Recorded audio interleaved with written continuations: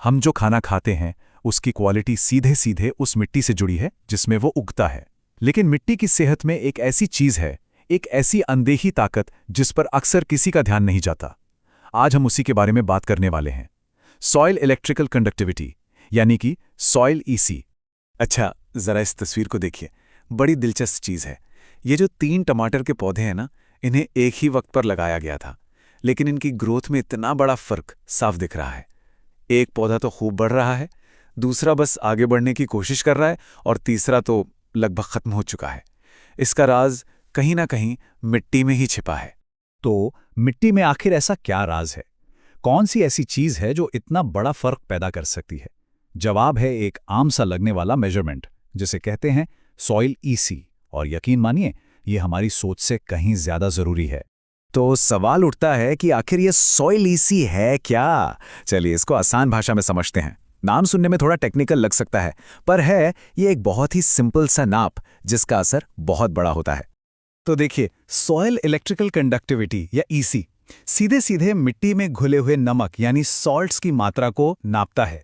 Basically ये बताता है कि मिट्टी कितनी खारी है, बस इतना ही सिंपल। लेकिन ये छोटा सा नंबर खेतीबाड़ी और हमारे एनवायरनमेंट दोनों के लिए ही बहुत कुछ तय करता है। अब असल मुद्दे पर आते हैं। आखिर ये इतना मैटर क्यों करता है? क्योंकि मिट्टी का खारापन सिर्फ पौधों की ग्रोथ तक सीमित नहीं है। इसका कनेक्शन फसलों के बर्बाद होने से लेकर क्लाइमेट चेंज जैसे बड़े बड़े मुद्दों तक से है। ये बात शायद हैरान कर दे, लेकिन मिट्टी के खारेपन में मामूली सा भी बदलाव पूरी की पूरी फसल तबाह कर सकता है। पौधे इस मामले में काफी सेंसिटिव होते हैं। जरा इन आंकड़ों पर गौर कीजिए। यूएसडीए के मुताबिक अगर मिट्टी का खारापन बढ़ता है तो सोयाबीन की पैदावार 20% तक गिर सकती है, हरी बीन्स की 19% और मक्के की 12% तक। ये नंबर छोटे नहीं हैं। इसका सीधा असर हमारी आपकी खाने की थाली यानी फूड सिक्योरिटी पर पड़ता है। और मामला सिर्फ पैदावार कम होने तक का नहीं है। ज्यादा खारापन पौधों की ओवरऑल ग्रोथ रोक देता है, पानी और जरूरी न्यूट्रिएंट्स उन तक पहुंचने नहीं देता। और तो और मिट्टी में जो फायदेमंद माइक्रो ऑर्गेनिज्म होते हैं उनको भी नुकसान पहुंचाता है। यहां तक कि डीकंपोजिशन जैसी जरूरी प्रक्रिया भी इससे प्रभावित होती है, जिसके बिना मिट्टी सेहतमंद रह ही नहीं सकती। लेकिन बात यहीं खत्म नहीं होती। इसका असर सिर्फ खेत की मेड़ तक नहीं है। ज्यादा खारेपन का एक ऐसा कनेक्शन क्लाइमेट से भी है जिसके बारे में शायद बहुत कम लोगों को पता होगा। 300 गुना 300x, ये एक चौंका देने वाला नंबर है, पर इसका मतलब क्या है? यूएसडीए के सोर्स डॉक्यूमेंट के हिसाब से नाइट्रस ऑक्साइड, जो एक ग्रीन हाउस गैस है, वो कार्बन डाइऑक्साइड यानी CO2 से लगभग 300 गुना ज्यादा पोटेंट है, ज्यादा ताकतवर है। और जब मिट्टी में खारापन बढ़ जाता है तो वो इस खतरनाक गैस का प्रोडक्शन कई गुना बढ़ा सकती है। तो ये सिर्फ खेती का मुद्दा नहीं रहा, ये अब क्लाइमेट का भी मुद्दा बन जाता है। तो फिर सवाल ये उठता है, क्या आखिर ये नमक मिट्टी में आता कहाँ से है? इसके पीछे नेचुरल कारण भी हो सकते हैं और इंसानी भी। चलिए समझते हैं।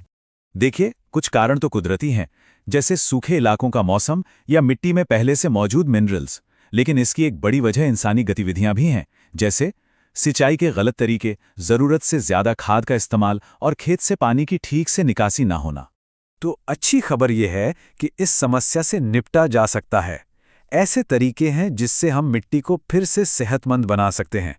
चलिए उन पर एक नज़र डालते हैं। इसके लिए कुछ अहम कदम उठाए जा सकते हैं। पहला, इतना पानी इस्तेमाल करना कि ज़रूरत से ज़्यादा नमक धुलकर पौधों की जड़ों से नीचे चला जाए, इसे लीचिंग कहते हैं। दूसरा, फसल कटने के बाद उसके अवशेष यानी रेजिड्यू को खेत में ही छोड़ देना। इससे मिट्टी ढकी रहती है, पानी जल्दी उड़ता नहीं और नमी बनी रहती है। तीसरा, पानी की निकासी का अच्छा इंतजाम करना ताकि पानी जमा ना हो, क्योंकि रुके हुए पानी से नमक इकट्ठा होता है। और चौथा, मिट्टी में ऑर्गेनिक मैटर यानी जैविक पदार्थ बनाए रखना, जिससे मिट्टी की ओवरऑल हेल्थ बनी रहती है।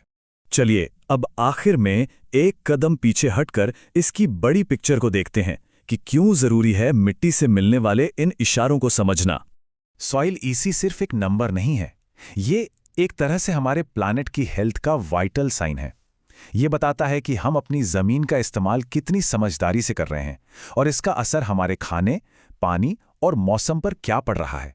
तो जाते जाते एक सवाल, अगर हमारी मिट्टी बोल सकती तो वो हमसे क्या कह रही होती?